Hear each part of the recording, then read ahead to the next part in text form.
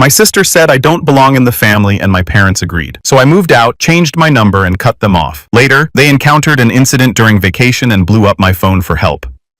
I'm 28 male and I've been the unofficial family butler since I was basically old enough to hold a wrench. My sister Olivia is 32 and has been the golden child since the day she was born. I'm not even being dramatic here. My parents have photos of her framed in every room of the house. Me, I think there's one picture of me from high school graduation shoved in a drawer somewhere. Maybe. Growing up, the difference in treatment was so obvious that even the neighbors noticed. Olivia got piano lessons, dance classes, summer camps, and a brand new car when she turned 16. I got hand-me-down clothes from our cousin and a lecture about responsibility when I asked if I could do soccer. Apparently, activities cost money, and money was tight. Except money was only tight when it came to me. When Olivia went to college, my parents paid for everything. Tuition, room and board, spending money, spring break, trips, the works. She graduated with a degree in communications and zero debt. I went to community college and worked full-time at a warehouse to pay for it myself. Took me 6 years to finish my accounting degree because I could only take 2 classes per semester while working 50-hour weeks. My reward for graduating, a text that said, "Proud of you, champ," with a thumbs up emoji. No party, no gift, just an emoji. But hey, at least I learned self-reliance, right? The real kicker is that Olivia never actually did anything with her degree. She worked random admin jobs for a few years, then met her husband Brad at some networking event. Brad's family has money, like serious money. His dad owns a chain of car dealerships across 3 states.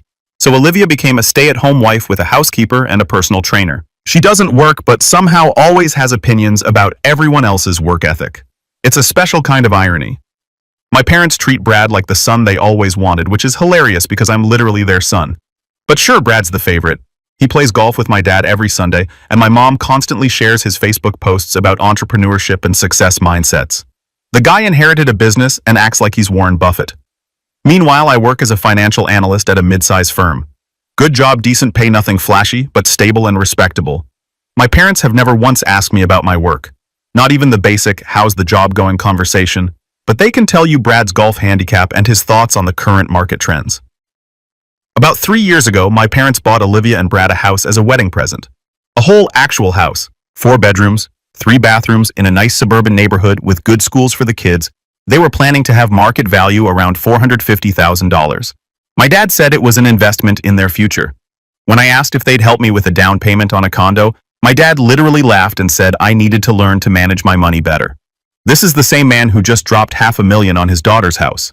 The math wasn't matching. So yeah, I stopped asking for anything a long time ago. I handled my own life, got my own apartment, furnished it myself, built my career, did the adult thing without any help. I wasn't bitter about it. Okay, maybe I was a little bitter, but I just accepted that this was how things were in our family.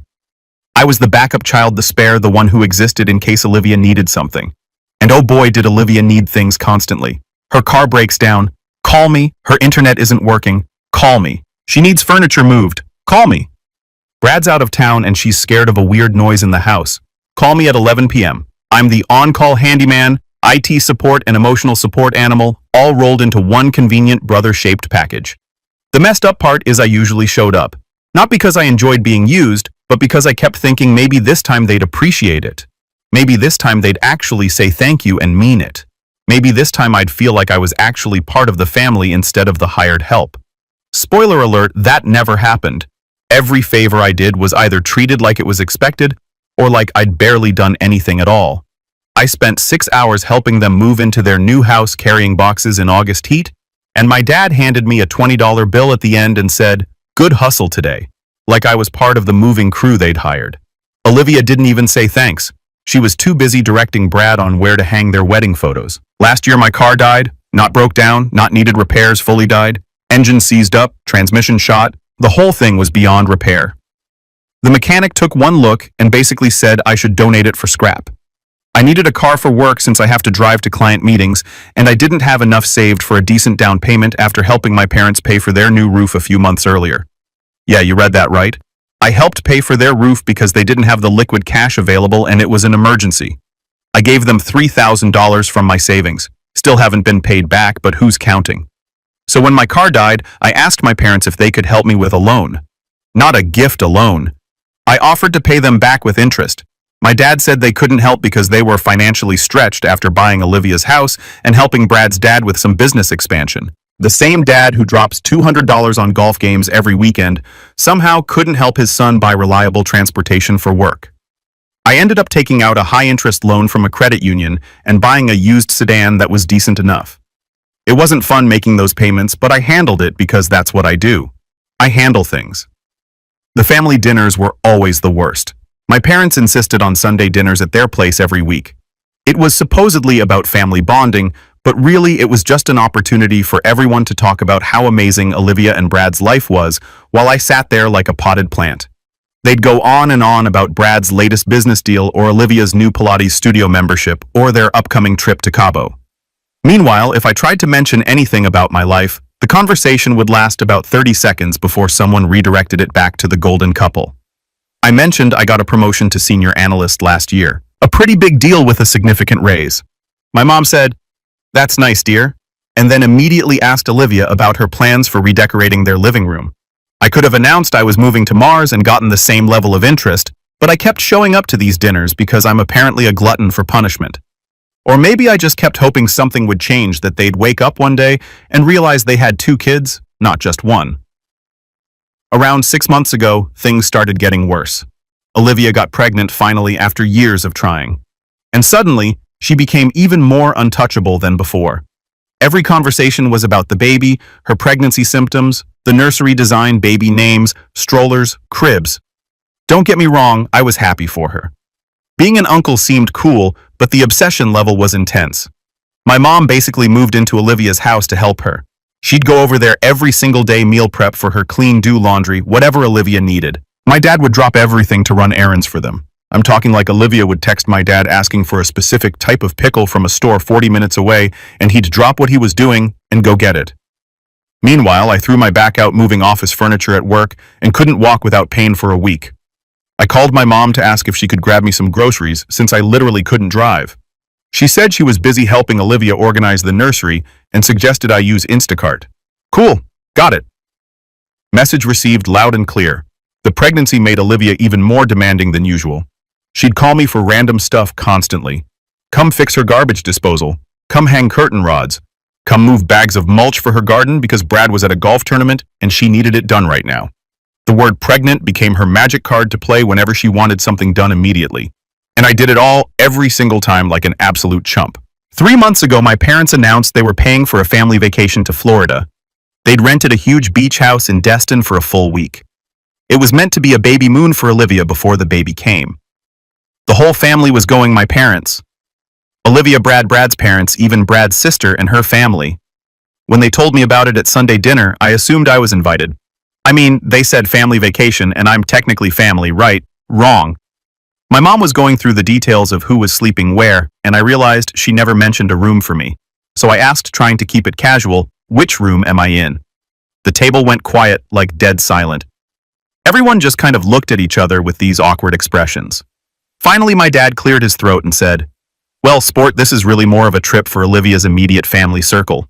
The beach house only has so many rooms, and with Brad's family coming, it's already pretty tight on space." I just sat there processing that they were calling it a family vacation, but I wasn't included in the family. Brad's sister's kids were invited, but not me. Brad's parents, who I barely knew, were coming, but not their own son. Right, I said. Makes sense. My mom jumped in with that fake sympathetic voice she uses. You understand, honey? Olivia needs to be around her support system right now. And you're so busy with work anyway. We didn't think you'd even want to take the time off. They didn't ask if I wanted to take time off. They just decided for me that I wouldn't want to come. Or more accurately, they decided they didn't want me there.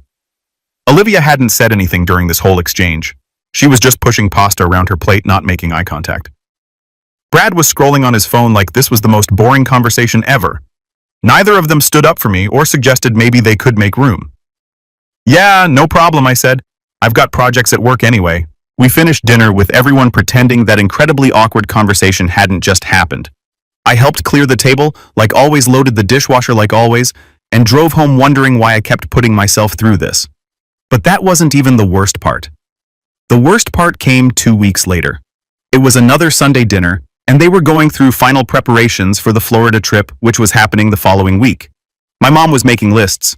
My dad was talking about which restaurants they'd already made reservations at. And Olivia was complaining about whether the beach house had enough outlets for all her pregnancy stuff. I was sitting there, quiet, eating my pot roast, trying to tune it all out. Then Olivia turned to me and said, "Oh, by the way, we're going to need you to house sit while we're gone." Not asking, telling. "You want me to house sit your place?" I asked. "Both places," she said, like it was obvious. "Mom and Dad's house and ours. We need someone to water plants, get the mail, make sure nothing looks vacant. You know, basic stuff." "Can't you hire a house sitter?" I asked. Olivia rolled her eyes. "Why would we pay someone when you're going to be here anyway? Plus, we trust you. It's family helping family." There it was. Family helping family. The phrase that had been weaponized against me my entire life. They weren't family when it came to including me in their vacation, but suddenly were family when they needed free labor. Something in me just snapped. "No," I said. Everyone stopped eating and looked at me. "What do you mean, no?" Olivia asked, like I just spoken in a foreign language. "I mean, no. I'm not house-sitting for you." My dad set down his fork. "Son, your sister needs help. She's pregnant. This is important." "Then hire a house sitter," I repeated. "I'm sure there are plenty of services that do this professionally." Olivia's face turned red. Up from his phone. "Dude, what's your up from his phone? Dude, what's your problem?" "It's just checking on some houses." "My problem," I said, still calm, "is that I'm good enough to be family when you need something from me. But I'm not good enough to be family when you're planning vacations. Can't have it both ways."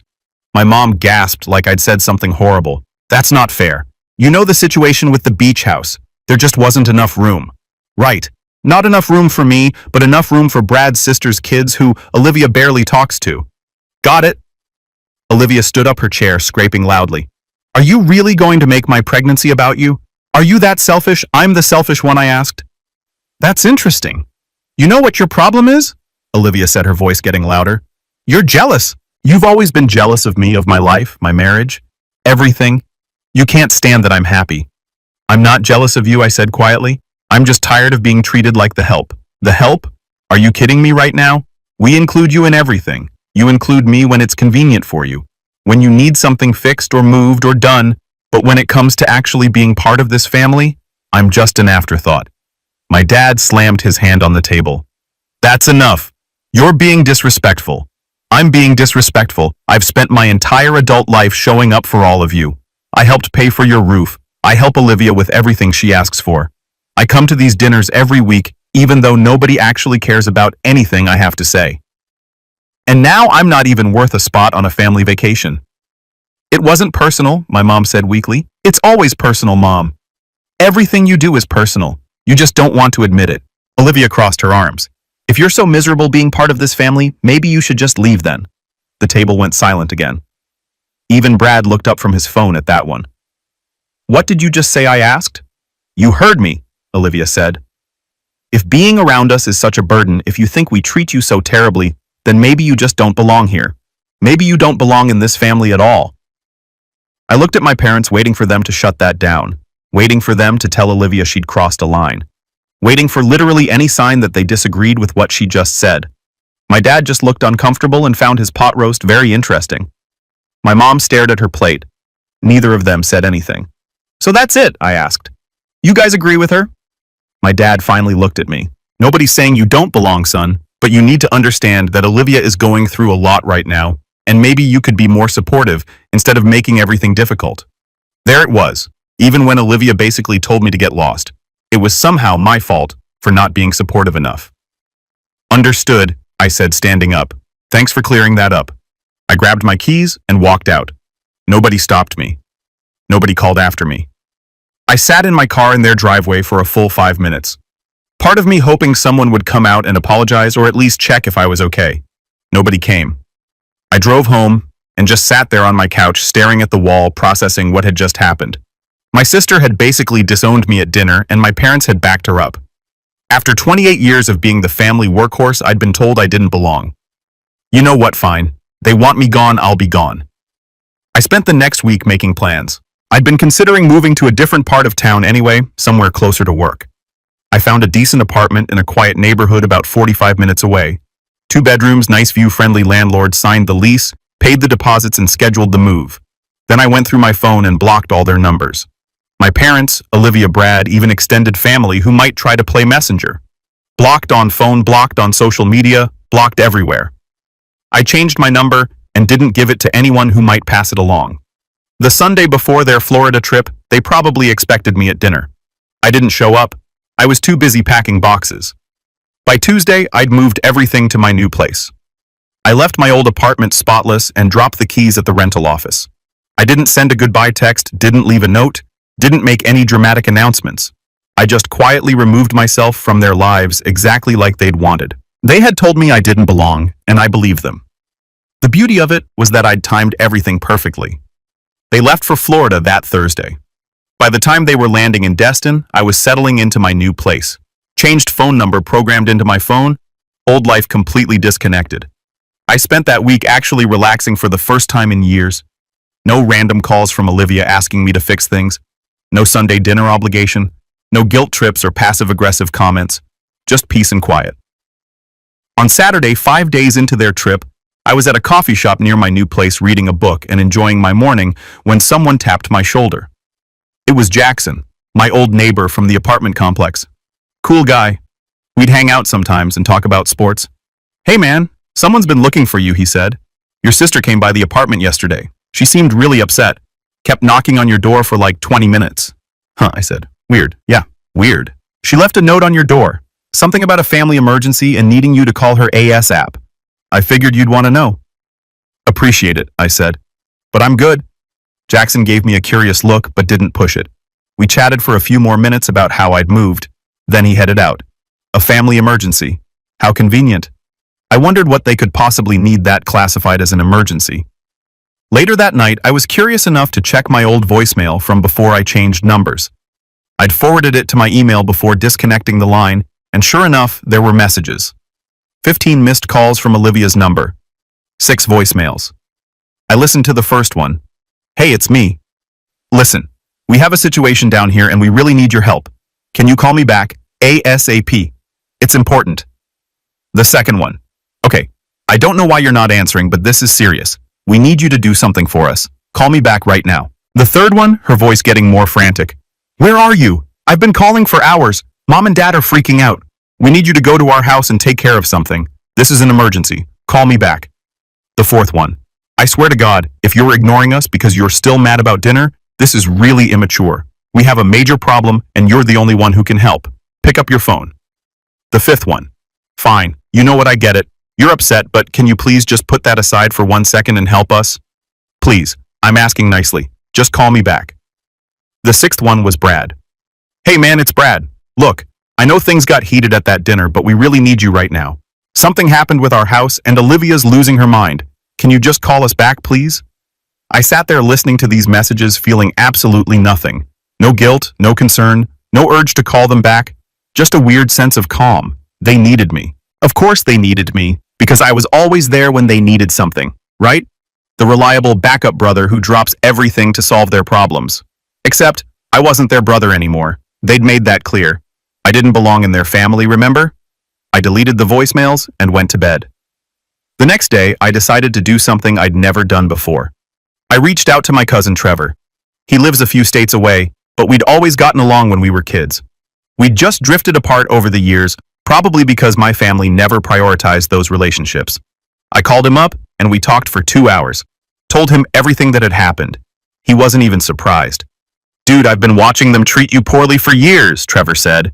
"I stopped coming to family events because I couldn't stand seeing how they acted toward you. Your sister's always been a spoiled brat and your parents enabled it completely. Why didn't you say something I asked? Would you have listened? You kept showing up, kept helping, kept hoping they'd change. Sometimes people need to figure this stuff out on their own." He was right. I wouldn't have listened. I would have made excuses for them because that's what I'd been doing my whole life. Trevor and I made plans to meet up in a few weeks. Turns out I have other family who actually cares. I'd just been too focused on winning approval from the people who'd never give it to me. Monday afternoon, a week after their trip started, I was at work in a meeting when I noticed someone kept trying to reach me on my work line. My assistant knocked on the conference room door and said I had an urgent call. It was my mom's voice. She'd somehow tracked down my office number. "Honey, thank God. We've been trying to reach you for days. Why aren't you answering your phone?" "I changed my number," I said flatly. "You what?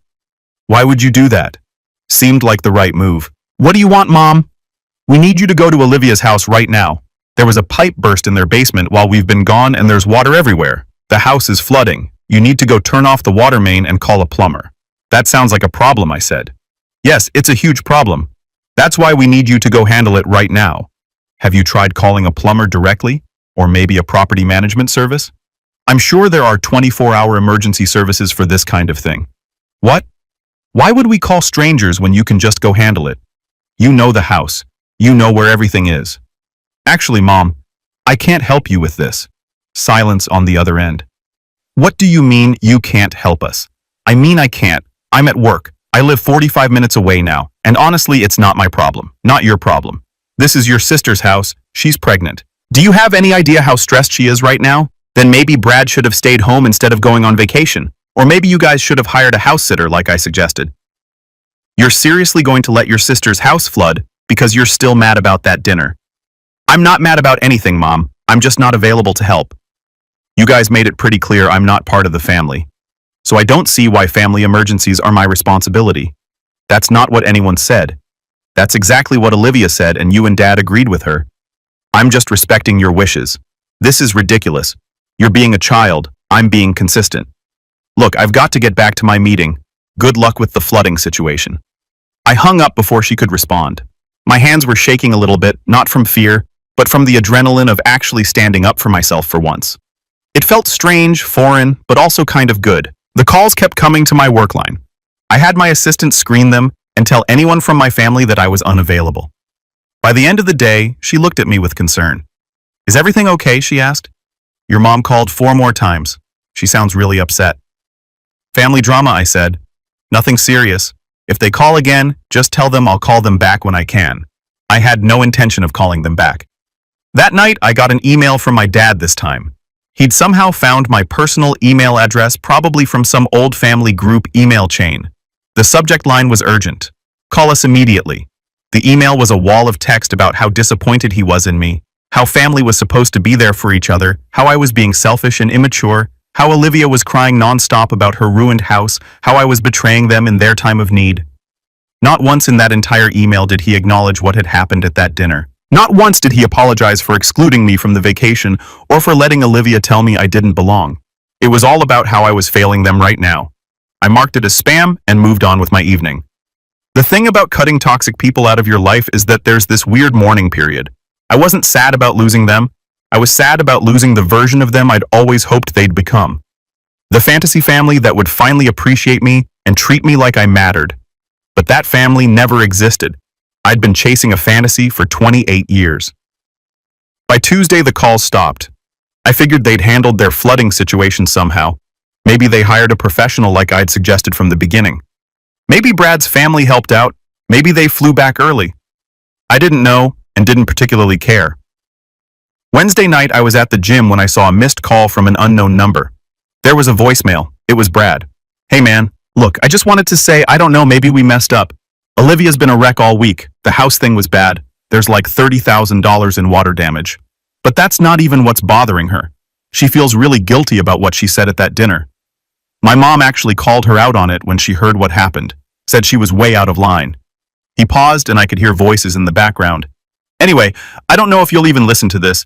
Your mom said you changed your number and moved. But if you do hear this, I don't know, man. Maybe give her a chance to apologize. She's pregnant and emotional and she said some stuff she didn't mean. We all miss having you around. I listened to the message twice. There was something almost genuine in Brad's voice. Almost. But the key word in his whole message was, she didn't mean it. That's the classic non-apology setup. She didn't mean it. She was emotional. She was pregnant. Everyone had an excuse for why Olivia got a pass for her behavior. Nobody ever acknowledged that maybe, just maybe, she did mean it. That those words came from somewhere real. That she'd been thinking it for years and finally said it out loud.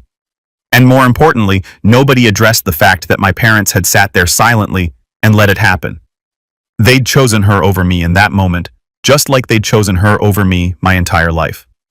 One voicemail from Brad, saying she feels guilty, wasn't enough to undo 28 years of being second place. I deleted the message.